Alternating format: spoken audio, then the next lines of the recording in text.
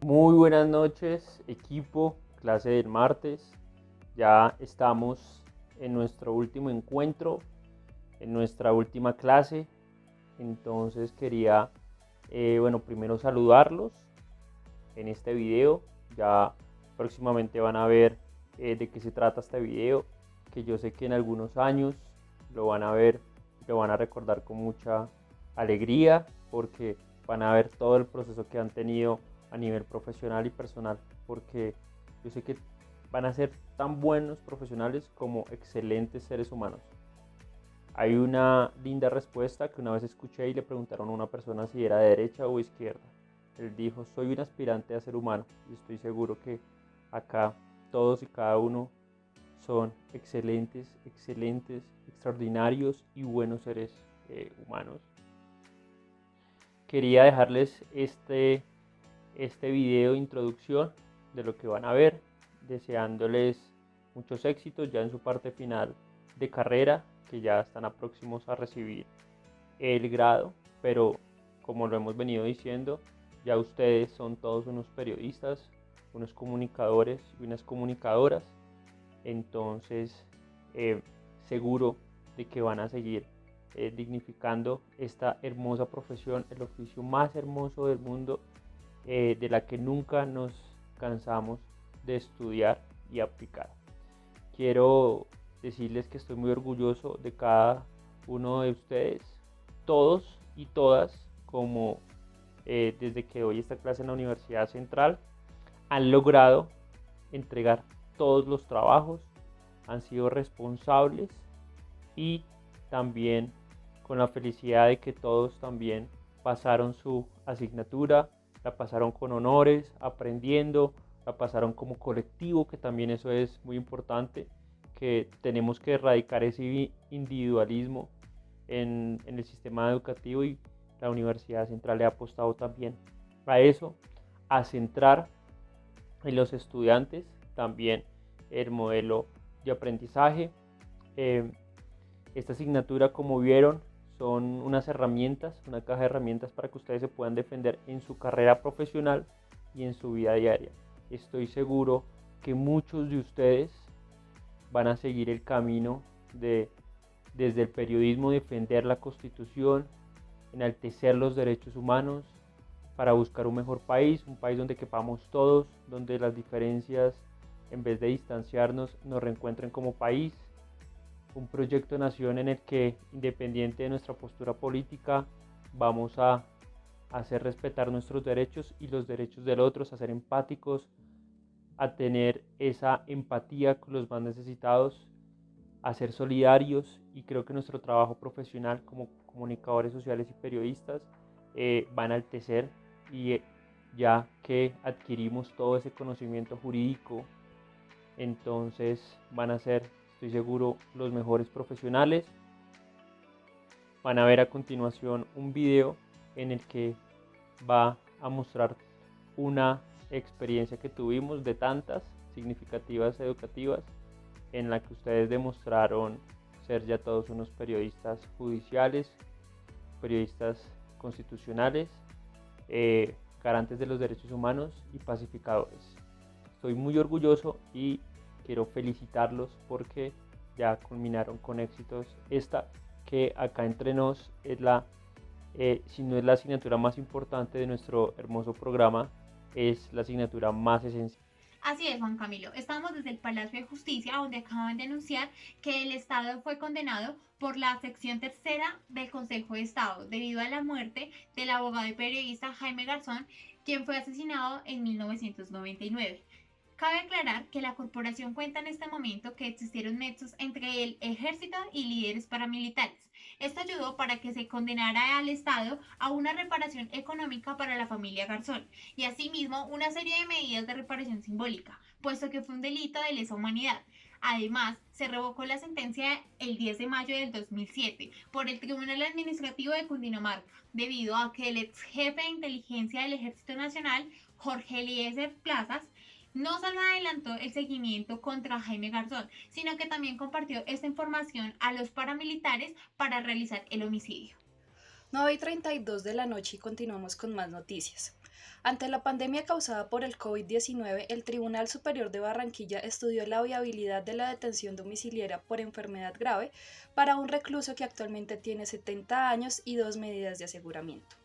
Este postulado a la Ley de Justicia y Paz, consagrada en el artículo 314 del Código Penal, va dirigido a personas mayores de 65 años y para quienes padecen de enfermedad grave. Sin embargo, la Sala de Justicia y Paz advirtió que, de acuerdo a la Organización Mundial de la Salud, las personas de 60 años son más propensas a un daño extremo por cuenta de esta pandemia. Según la causal del estudio, la detención domiciliaria solo es posible cuando el procesado tiene más de 65 años y la naturaleza y modalidad del delito hagan aconsejable su reclusión en el lugar de residencia. En este caso, las consideraciones no fueron superadas por el condenado, ya que los crímenes por los que fue llamado a responder son crímenes de guerra, lo que en términos del derecho penal internacional y del derecho internacional de los derechos humanos justifica un tratamiento riguroso y serio.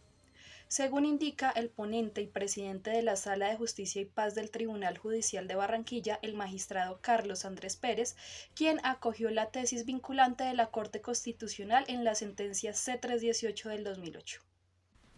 Así es, Juan Camilo, buenas noches. La Corte Constitucional analizó el caso de una pareja gay que se estaba besando en un centro comercial de Barranquilla, la cual fue abordada por un vigilante que los recriminó y los expulsó por sus expresiones de afecto.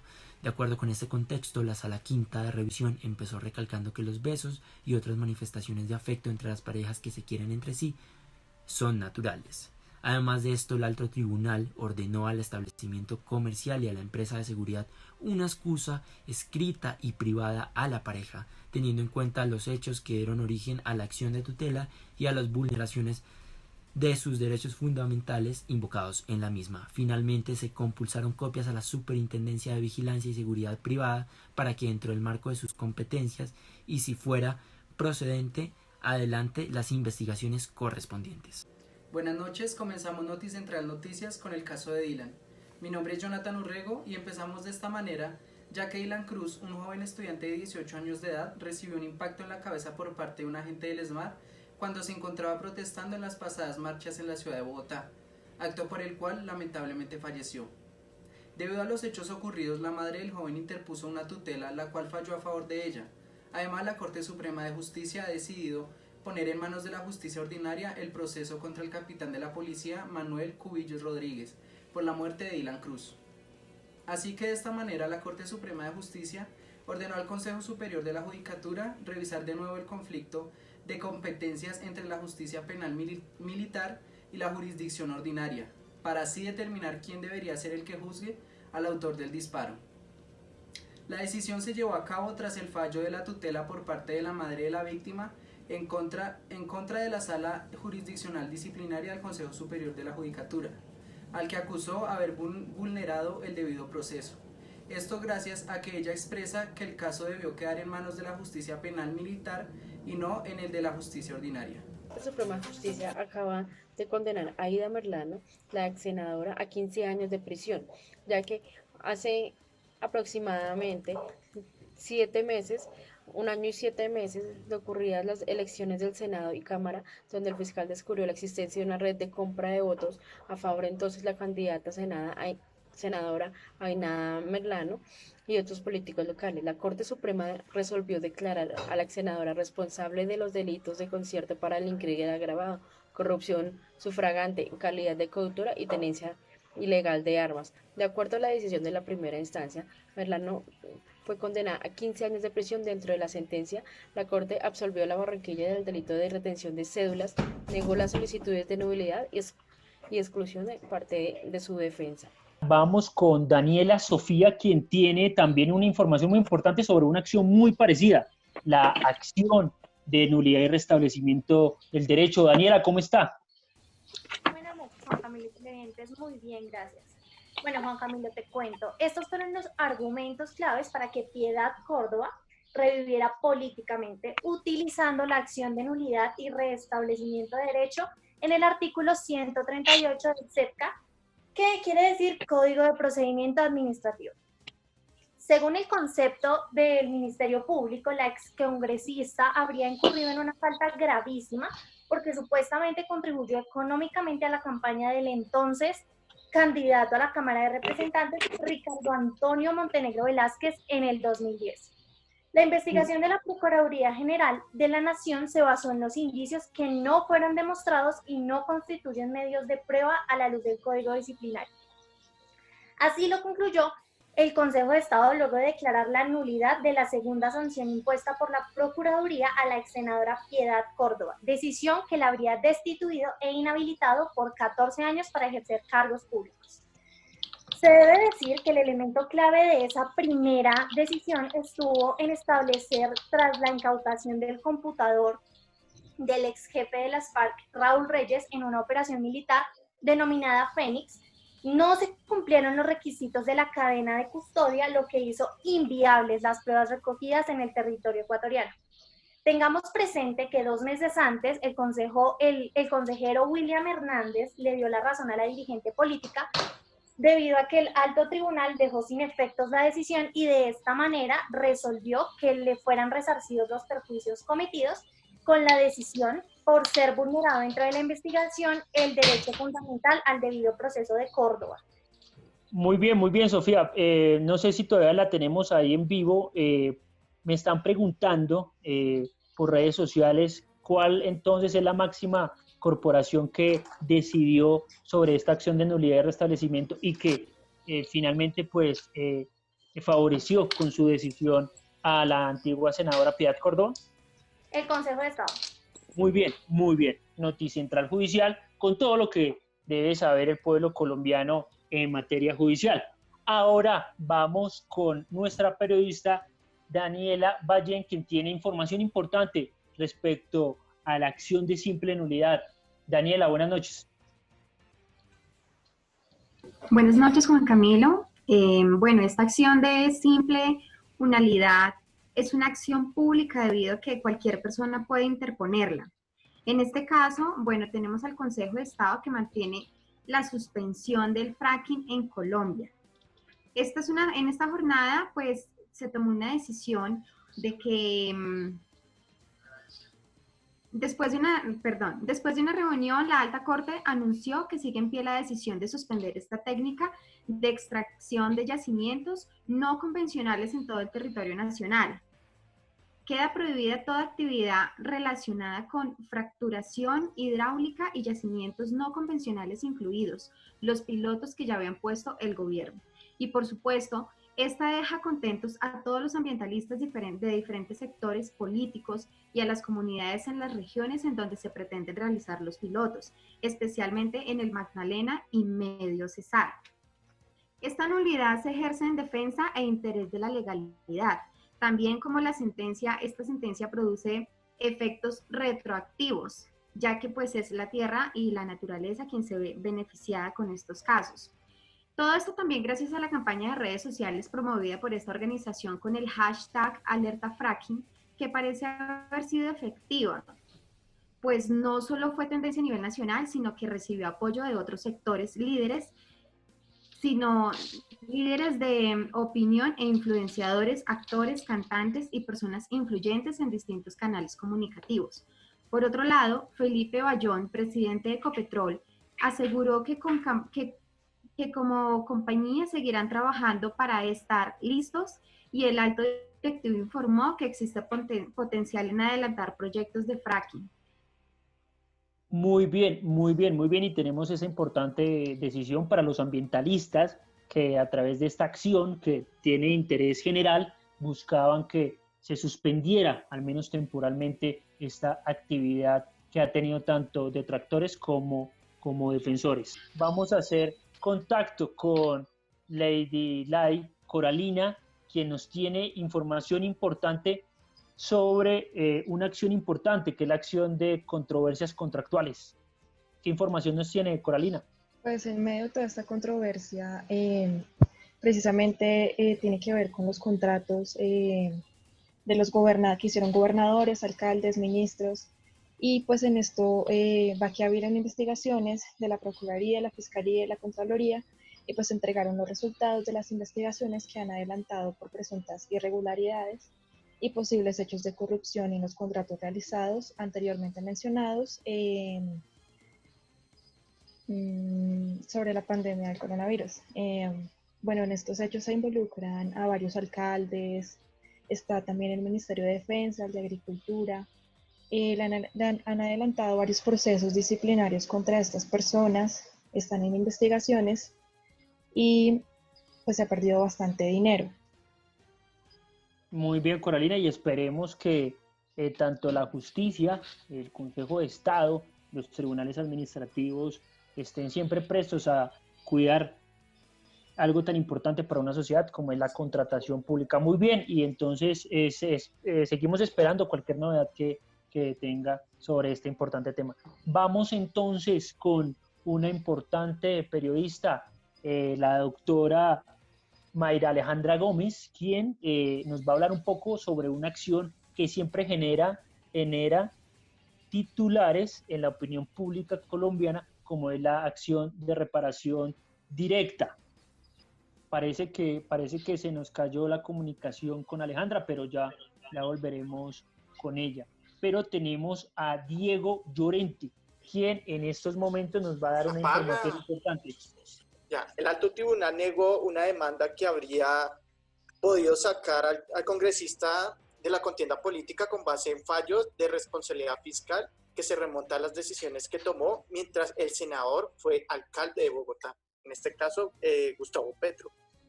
El Consejo de Estado decidió mantener la investidura del senador Gustavo Petro ante una nueva demanda que buscaba sacarlo del Congreso. Según el demandante, Petro estaría inhabilitado por fallos de la Contraloría en su contrato relativo y a su gestión como alcalde de Bogotá.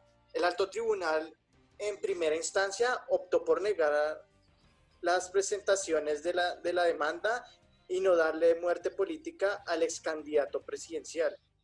Pero también las decisiones que tomó Petro en temas como la contratación de maquinaria para un nuevo modelo de recolección de basura en Bogotá llevaron a un detenimiento patrimonial que sufrió el distrito. Para el demandante, estos fallos eran causales de pérdida de investidura porque la Constitución dispone que quien haya sido condenado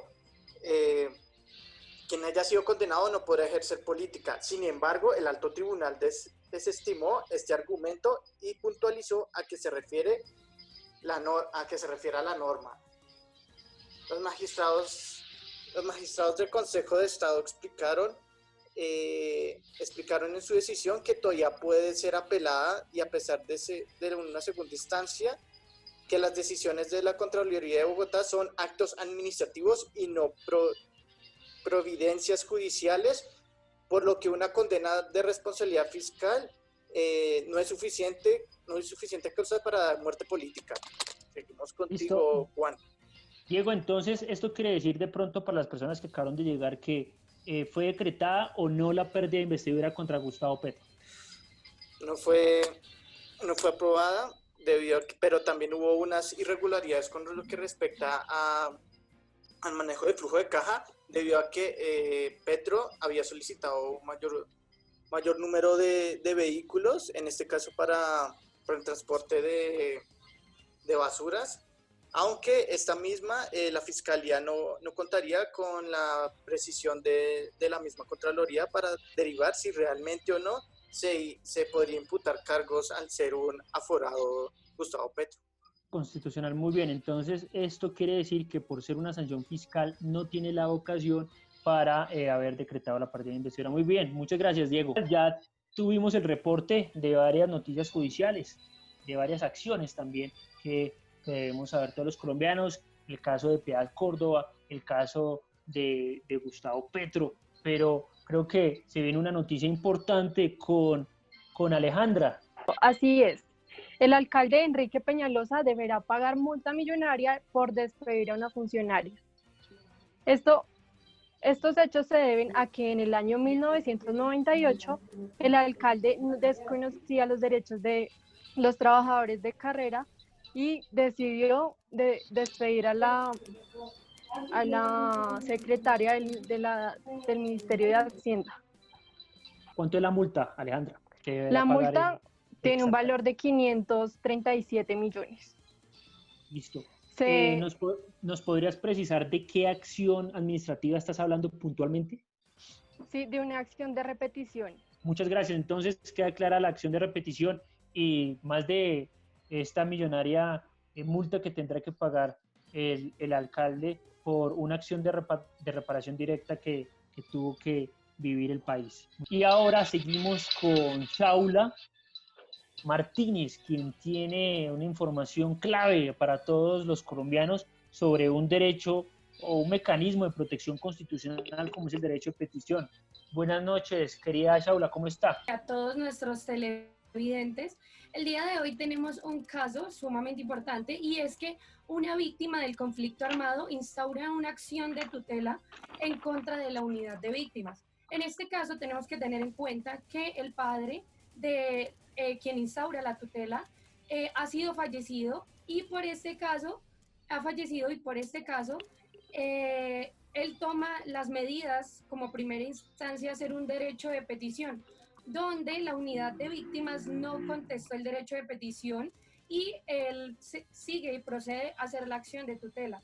En este caso, pues la Corte Constitucional es quien revisa el caso y hace una relación directa con los argumentos del caso, y es que no fue contestada de forma clara y congruente. Esto recordemos que está amparado por la Ley 14 del artículo 1755 del 2015, y por este motivo le ordenan a la unidad de víctimas que se haga cargo de este caso, sea revisado y conteste dentro de los 15 días que la acción de tutela así procede. Vamos con Juan Fernando Medina, quien nos va a hablar de un caso que a todos los colombianos nos puso un poco melancólicos, sobre un oso de anteojos que pedía y exigía su libertad. Juan Fernando, muy buenas noches. Buenas noches, Juan Camilo. Así es. Este es un caso que ha tenido a todo el pueblo colombiano realmente conmovido porque es un momento donde el oso Chucho está reclamando su libertad. Por lo tanto, el abogado Luis Gómez en el 2017 interpuso el habeas corpus alegando a que el animal estaba en el zoológico de Barranquilla sin su consentimiento, por lo tanto estaba siendo privado de su libertad.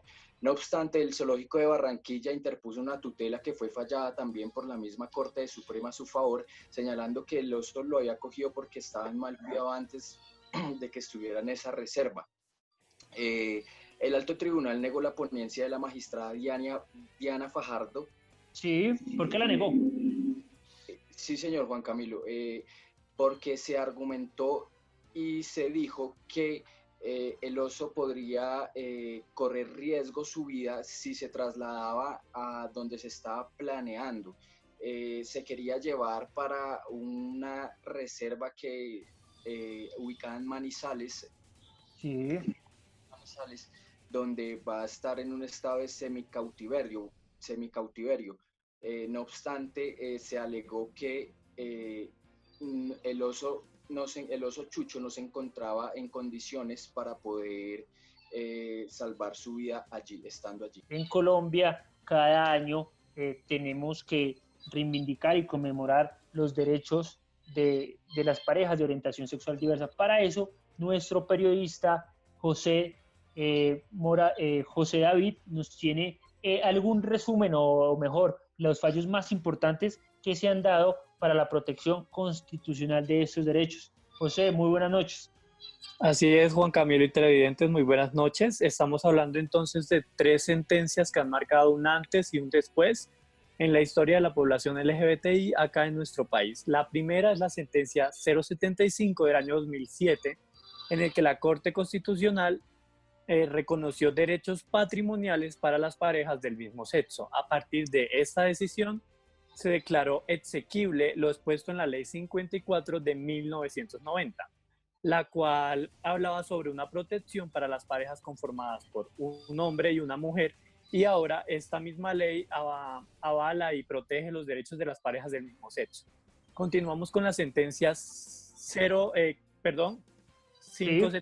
577 del 2011, en el que también la Corte declaró destituible la expresión un hombre y una mujer del artículo 113 del Código Civil, considerando entonces que el vínculo heterosexual no es el único que puede conformar familia, sino que también el vínculo homosexual. Por eso, a partir del 20 de junio de 2013, diversos jueces y notarios han podido formalizar la unión de parejas del mismo sexo. Y vamos con la última sentencia, que quizás es la más importante, que es la 683 del 2015, en el que se declaró exequibilidad condicionada a los artículos 64, 66 y el 68 del Código de Infancia y Adolescencia y del artículo 1 de la Ley 54 de 1990, que en pocas palabras nos resume que ahora también las parejas del mismo sexo pueden acceder a la adopción, que esto antes era solo un derecho que se le ofrecía a las parejas heterosexuales. Para las parejas homosexuales hablamos de la adopción en 3 escenarios. El primero es la adopción por parte de una sola persona homosexual. El segundo escenario es la adopción por parte de un padre biológico y su pareja homosexual, o una madre biológica y su pareja pues del mismo sexo. Y para terminar tenemos el tercer escenario, que es la adopción por parte de 2 personas del mismo sexo. Entonces, estos son procesos que se han dado a lo largo de la historia de nuestro país, que es importante visibilizar porque hay mucha gente que en realidad no conoce cuán colorida se está volviendo la Constitución. Entonces, es importante que los colombianos sepamos los derechos y que ahora ya no es tanto tarea de la Constitución, sino ya más tarea de nosotros como ciudadanos de hacer de este país un lugar mejor. ¿Cuál es tu opinión respecto a estas decisiones? Pues me parece muy bueno porque digamos que ha sido una lucha muy larga, muy dura, en la que no se está exigiendo que se nos dé a nosotros más que a los demás, sino que estemos al mismo nivel de otras personas que durante la historia de nuestro país lo han tenido todo y no se han visto en la tarea de luchar porque no se le vulneren sus derechos. Entonces es muy bueno que a pesar de lo conservador y quizás religioso que pueda llegar a ser nuestro país, esté avanzando en estos temas. Listo, muy bien, José. Ya un poco tarde, 9:42, pero esta es la mejor hora porque muchos colombianos están por esta época trasnochando un poco. Por eso vamos ahorita mismo con un enlace que se nos había caído hace un momento, pero ya lo retomamos con Laura López, quien va a hablarnos sobre un tema importante en materia electoral y también en lo contencioso administrativo. Buenas noches, Laura. ¿Dónde se encuentra? Buenas noches, Juan Camilo, para ti y para todos nuestros televidentes. Me encuentro en la ciudad de Bogotá y pues hoy les voy a hablar acerca de una decisión que tomó el Consejo de Estado, ya que probó que el aspirante al Senado, Aida Merlano, lideró una organización de compra de votos para favorecer su candidatura. Por esto, este alto tribunal decidió anular su elección, afirmando que está demostrado que existió un intercambio de dineros a cambio de votos que favorecieran a Merlano en sus elecciones. Para el Senado de la República, lo cual constituye una causal de nulidad electoral. Esta decisión se explica al haberse falseado los votos de varios de los electores, afectando la libertad de los votantes y violando los derechos a elegir y ser elegido, y a que el voto sea libre y secreto. Por otro lado, el Consejo de Estado sentó jurisprudencia, precisando que las prácticas corruptas realizadas por candidatos, directa o indirectamente, es causal de nulidad electoral independiente. Por otro lado, Merlano también está siendo investigada penalmente por esta red criminal de compra de votos, por lo cual se encuentra privada de la libertad mientras se adelanta la investigación en su contra. Muy bien, Laura, ¿nos podrías precisar entonces qué acción administrativa es puntualmente? La acción administrativa que se está tratando acá es la acción de nulidad electoral. Muy bien, muy bien. ¿Y quién tiene entonces la última palabra en esa materia, Laura? Ya para dejarte ir. El Consejo de Estado es el que toma estas decisiones respecto a estos temas. Excelente, Laura, excelente, y gracias por esa información y esa presión, y es un mensaje para todos los políticos que no compren votos porque están expuestos tanto a investigaciones penales como disciplinarias y administrativas. Muchas gracias, Laura. Claro que sí, gracias a ti, Juan Camilo. Buenas noches para todos. Listo, retomamos acá en estudio y vamos rápidamente con Rafael, quien nos va a recordar un episodio triste que se dio hace más de 3 décadas en Colombia, como fue el triste asesinato de un candidato presidencial y de una antigua guerrilla. Así es, Juan Camilo, buenas noches a toda nuestra audiencia. Luego de 30 años, el magnicidio de Carlos Pizarro, comandante del M-19 y aspirante a la presidencia en ese entonces, sigue en la impunidad. Recordemos que Carlos Pizarro fue asesinado el 26 de abril de 1990, mes y medio después de firmar la paz con el gobierno de Virgilio Barco. El último juicio de este asesinato cumplía 2 años y estaba a puertas de sentencia, pero se suspendió luego de que el exagente y escolta, Jaime Ernesto Gómez Muñoz, se declarara en calidad de tercero civil agente del Estado, no miembro de la fuerza pública. Esto quiere decir, según la sentencia 8613 del 2014, que el exagente no tiene ningún nexo con el servicio público, por lo cual no se vincula al Estado en lo patrimonial. Dicho esto, el ex escolta se sometió a la Jurisdicción Especial para la Paz, la JEP, ya que actuó bajo su ámbito privado. Por su parte, la JEP aceptó estudiar su sometimiento el 14 de enero del presente año. En dicha resolución se ofició a la Procuraduría y al Juzgado para detener las actuaciones, a la Unidad de Investigación y Acusación para que localice a las víctimas y a sus representantes, y al presunto responsable para que entregue una propuesta de cómo será su contribución a la verdad. Muy bien, y completísimo ese informe de cómo este asesinato, que hoy todavía la justicia no ha esclarecido, ha pasado por diferentes tipos de justicia, ¿no? La administrativa, con la reparación directa, que el fin no se dio, con la justicia ordinaria, y ahora vemos si se ventila por la Jurisdicción Especial para la Paz. Vamos con la voz de Colombia, con esa voz de Julito, nos tiene toda la información, Juan Sebastián Reina, quien nos va a dar información sobre una acción constitucional, que es la acción de grupo. Juan, ¿cómo estás? Muy bien, Juan Camilo, y así es, sobre un suceso sucedido hace más de 20 años, sobre el relleno de Doña Juana. Hubo un desbordamiento de basuras de más de 1.200 toneladas en este sector, precisamente en el año de 1997, y judicialmente, por medio de una acción de grupo, fue demandado el Estado por más de 227.000 millones de pesos, demanda que ganaron más de 1.400 habitantes aledaños al sector del relleno de Doña Juana. El dinero se repartió por medio de la Defensoría del Pueblo y se dividió entre sectores de cercanía y lejanía al relleno de Doña Juana. Esto ocurrió y la sentencia final, de manera favorable, fue en el año del 2012, dando por consecuencia que los habitantes aledaños al relleno de Doña Juana sufrieron daños físicos y morales en su salud y en todas las personas que habitaban cercanas al sector del relleno de Doña Juana. Muy bien, Juan, una pregunta. Entonces, ¿cuál era la pretensión principal de todas esas personas afectadas, más de 1.000 personas? ¿Qué era lo que buscaban principalmente? Una indemnización económica por medio de la acción de grupo. Muy bien, y claro, se superó ese requisito que establece la Constitución, que son más de 20 personas, con una periodista que nos va a hablar sobre una acción que es muy parecida, pero también es muy diferente a la acción de grupo, que es la acción popular. Tenemos para eso a nuestra periodista Lisette Adriana. ¿Cómo está en esta noche? Hola Juan Camilo, muy bien. En este momento nos encontramos en la cárcel La Picota de Bogotá, donde internos anuncian que radican una acción popular contemplada en el artículo 88 de la Constitución Política de Colombia contra el gobierno para hacer efectiva la entrega de elementos de seguridad y protegerse contra el coronavirus.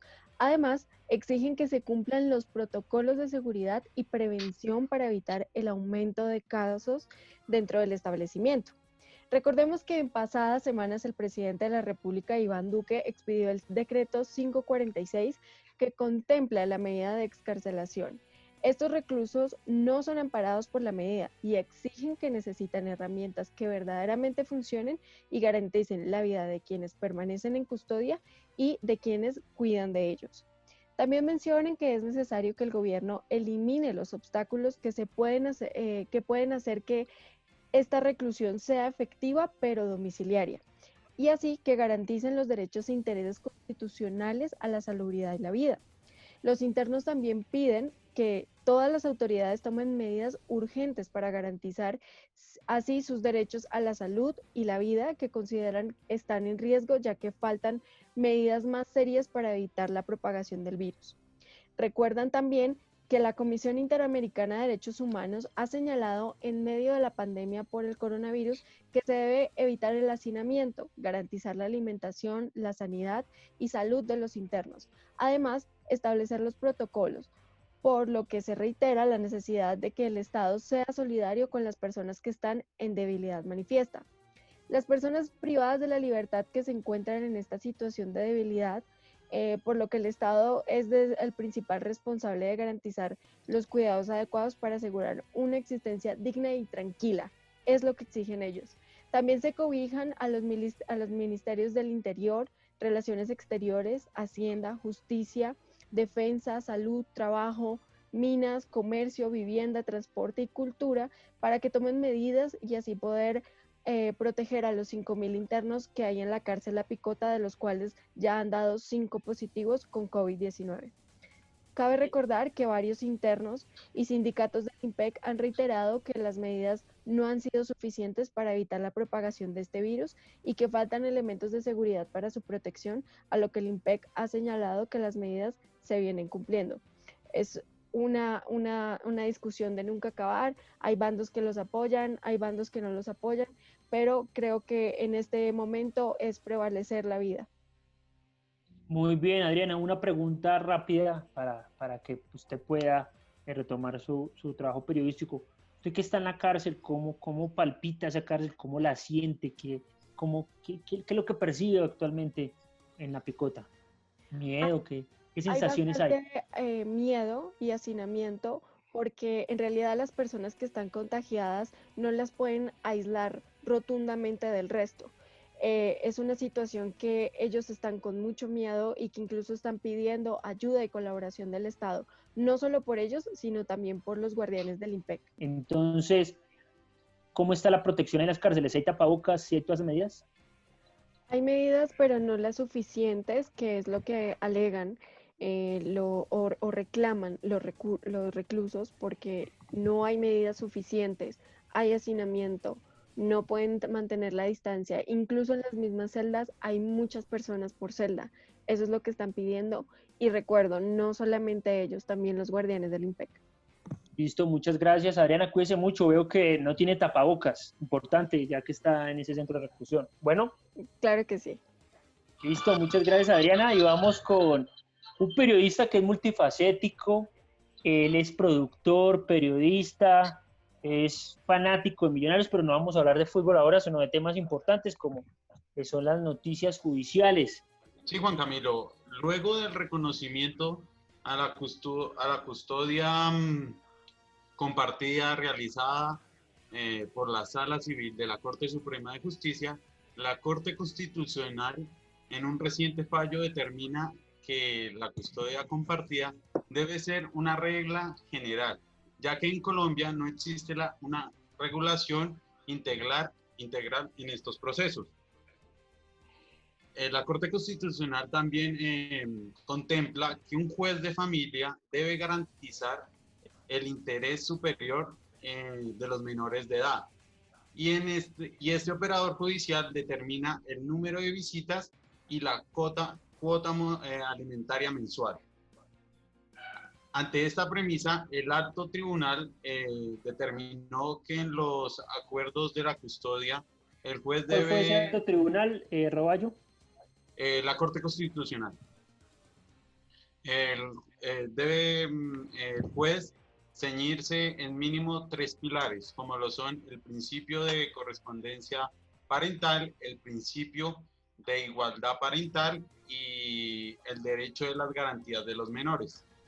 En este último se destacan las siguientes garantías, como son la opinión que tienen los menores de edad, la edad de los hijos que van a estar en la custodia compartida, el lugar donde van a estar estos menores de edad, el tiempo de la custodia, también determinar cuál es su hogar, la escuela y en qué comunidad van a vivir. También el juez debe analizar la salud mental de los padres que van a tener esta custodia Compartida. Eso Eh, quiere decir que el padre también va a tener los mismos derechos de la madre frente a ese régimen de visita, ¿cierto? Sí, sí, señor, exacto. También, digamos, si hay un incumplimiento en estas garantías o alguno de los padres no cumple con lo que el juez les determinó, la otra parte, el otro padre puede acudir ante también un juez para revisar las condiciones y también revisar la custodia que se está manejando. Muy bien, muy bien, muy bien. Vamos con el reportero número 1 de Bogotá, el reportero capitalino más querido por todos los bogotanos, Andrés Salas, quien está incursionando en el periodismo constitucional y nos va a hablar un poco sobre la acción de cumplimiento. Andrés. Así es, Juan Camilo. Si usted es contratista por prestación de servicios, ya no tendrá que pedir prestado para salud y pensión. El Tribunal Administrativo de Cundinamarca ordenó al gobierno cumplir lo dispuesto por el Plan Nacional de Desarrollo para que el contratante, sea público o privado, le descuente al contratista por el pago de la seguridad social. Los ministerios de Hacienda, Salud y Trabajo tienen 4 meses para expandir la reglamentación al respecto, dice la orden judicial. En ese sentido, el plazo se cumple el 20 de julio. Todo esto significa que es un cambio en la forma en la que los contratistas por prestación de servicios cotizan a salud y pensión. Actualmente, un contratista pide pagar por su seguridad social como requisito para erradicar su cuenta de cobro y que se termine el pago de sus honorarios. Es decir, debe pagar por su salud y pensión antes de recibir la remuneración. Muy bien, ¿usted es contratista? Por esta Jorge? razón. Sí, sí, señor. ¿Y Sí, señor, por usted ha prestación de visto, servicios. y usted ha visto esa injusticia que antes se cometía contra los contratistas? ¿Que les exigían pagar antes? Sí, claro. Claro, Juan Camilo, sí, sí es cierto. A veces uno no recibía pues el sueldo total para, pues, por no poder pagar la seguridad y pensión, entonces se veía afectado pues estos pagos en los prestadores de servicios. Creo que la información noticiosa que nos dio este periodista fue suficiente. Asimismo, pasamos con un apasionante tema del derecho para todos los colombianos y es en materia comercial y tributario. Para eso tenemos a la mejor periodista en estos temas. Ella es periodista de la Universidad Central y nos va a hablar sobre este importante tema de la justicia ordinaria, que además de lo civil, lo penal y laboral, también tiene una materia especializada en comercial y tributario. María Fernanda, ¿cómo está? ¿En qué ciudad se encuentra? Buenas noches, Juan Camilo, me encuentro en la ciudad de Bogotá. Muy bien. Cuéntenos, Entonces, qué información importante nos tiene en esta materia. Bueno, Juan Camilo, tal como lo comentó inicialmente, tengo información muy importante y de mucho interés para aquellos comerciantes de la ciudad o del país, para que, pues, información importante para tener en cuenta. Entonces, la información está basada en el fallo que se realizó el día de hoy en la Sala Civil de la Corte Suprema de Justicia, en la cual se explicaron, digamos, algunas modificaciones que va a tener el contrato de agencia comercial. Entonces, básicamente el contrato de agencia comercial se trata de un proceso de encargar a una agencia de la promoción de operaciones de comercio internacional, es decir, que es prácticamente que utilizar una agencia como intermediario independiente para representar prácticamente que a una empresa. Entonces, el contrato de agencia comercial debe inscribirse en la Cámara de Comercio con jurisdicción en el lugar donde se van a ejecutar las actividades y para todos tenerlo en cuenta, esta está reglamentada desde el artículo 1317 al artículo 1331 del Código de Comercio. Y comercio. Y es un contrato en el que un comerciante se encarga, como ya le indiqué, de promover o explotar negocios internacionales. Entonces, el fallo que se realizó el día de hoy prácticamente que busca regular este contrato, por lo cual hubo algunas modificaciones en la forma de realizar esos contratos, y prácticamente que lo que hizo fue modificar y se implementó la preposición, la comisión, el corretaje y la agencia comercial. Entonces, básicamente es para información para tenerla en cuenta y como ya le indiqué, es de mucho interés para aquellos comerciantes. De igual manera, ustedes se pueden asesorar directamente ya con la Cámara de Comercio, en donde pueden recibir toda la información necesaria. Vamos con un grande de la información, con alguien que sabe del tema de la paz, como nadie, quien ahorita nos estuvo hablando sobre los derechos humanos en la población penitenciaria. Vamos con Luis Mario Toro, quien nos va a hablar sobre una justicia que no le hemos hablado puntualmente. Ya hablamos de administrativa, ordinaria, constitucional, pero nos falta una justicia importante, que es sobre la justicia transicional o la justicia de la paz. Luis Mario, ¿cómo está? Buenas noches, Juan Camilo. Bueno, sí, hoy les hablaremos sobre los delitos que han buscado amnistía en la JEP, más puntualmente Sí. sobre un delito que fue un feminicidio realizado por el señor José Antonio Carlos Sama, un excombatiente de las FARC. Ellos a él se le imputan unos cargos por feminicidio y violación y sobre la mujer sobre su expareja. Sí. Los familiares de su expareja le pidieron a la JEP que se tratara con ellos, ya que esta persona sale en los procesos de paz como un excombatiente de las FARC y pues también que cometió estos delitos. Entonces la JEP le respondió que no se podía, que ellos no lo podían realizar, ya que no era un delito que ellos pudieran cubrir. Entonces que lo tenía que ver la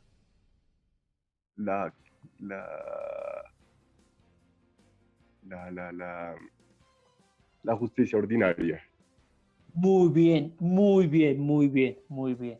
Porque no eran delitos con ocasión del conflicto armado, ¿cierto? Luis Mario, ¿me confirmas? Sí, sí, señor. Sí, Juan Camilo.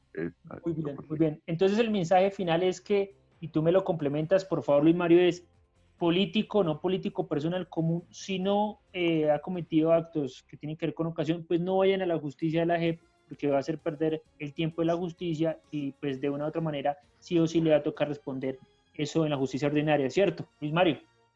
Sí, sí, Juan Camilo. Los delitos que no se hayan hecho sobre que los va a realizar la JEP, pues no los van a cubrir de ninguna forma.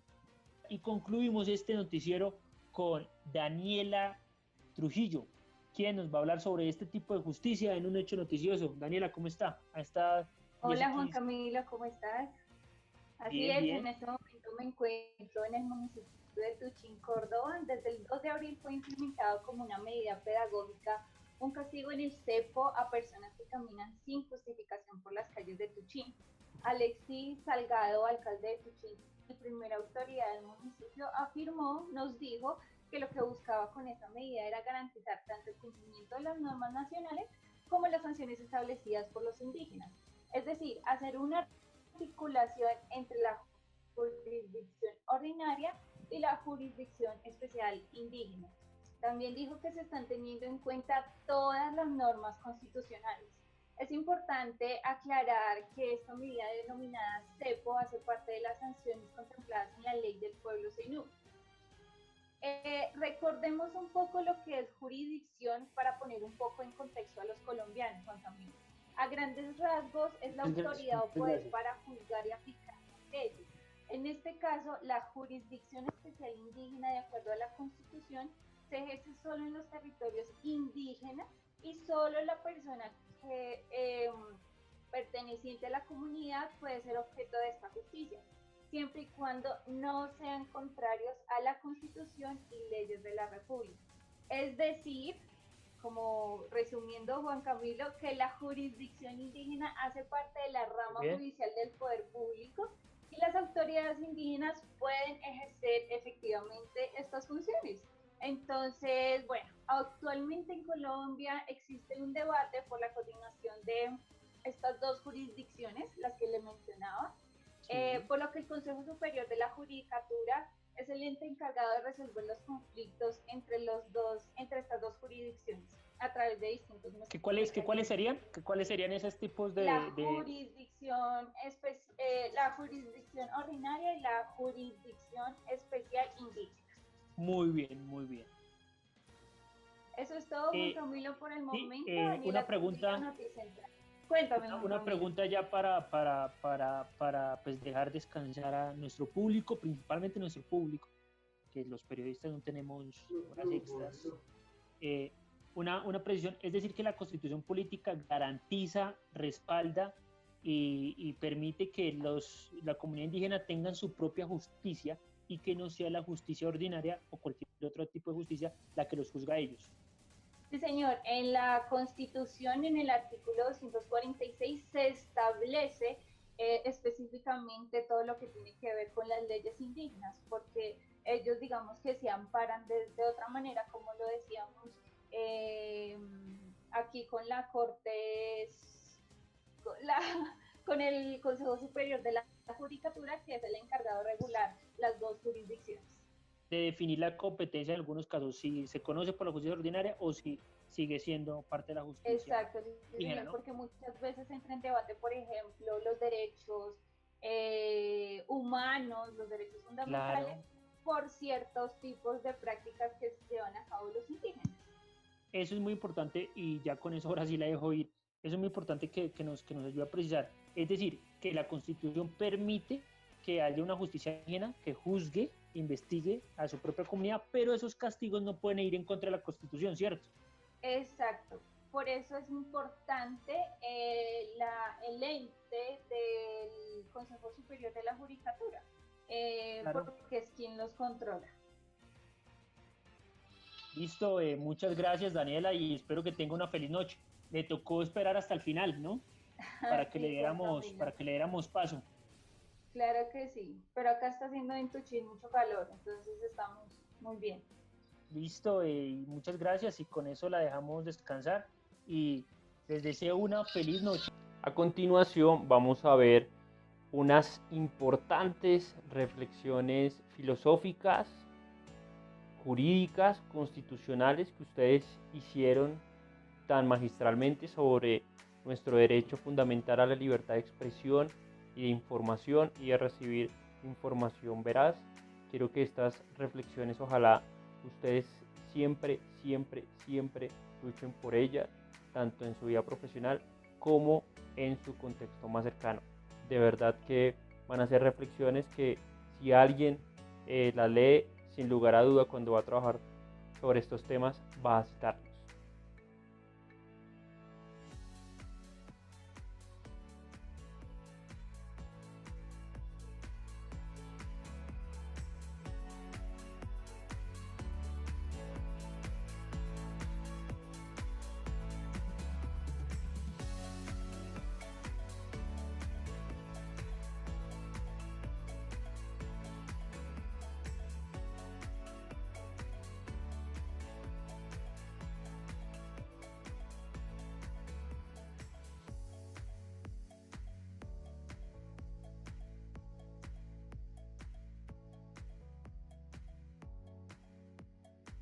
Y ya para terminar, para finalizar, me despido más que Circo Humilde, ya lo saben.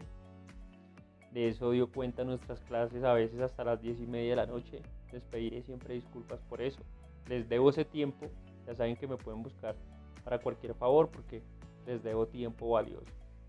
Quería terminar diciendo que ojalá en algún momento de nuestras vidas nos logremos encontrar en el ámbito profesional o en el ámbito social, en el que a partir de un café podamos seguir discutiendo, debatiendo, analizando estos temas para seguir mejorando nuestro país y enalteciendo nuestra labor como periodistas, como comunicadores y como comunicadores sociales que somos. Ya, por último, quiero decirles que en sus correos electrónicos tienen ya otra sorpresa y espero que les guste y sobre todo, así como empezamos la primera clase, cuando nos encontramos después de muchos años, vamos a hablar sobre el primer ejercicio que hicimos y es sobre su meta a corto plazo, a mediano plazo y sobre su sueño, que ustedes me escribieron ahí en esa pequeña hoja de papel después de haber llenado ese difícil cuestionario, pero que vemos que ya esas preguntas fueron papita para el oro porque ya sabemos todos esos conocimientos. Hablemos de esos sueños y no se olviden que esos sueños se construyen día a día con cada esfuerzo, con cada nota que reciben, con cada palabra que pueden redactar en un texto. Entonces nunca se olviden de esos sueños y nos vemos en una próxima ocasión.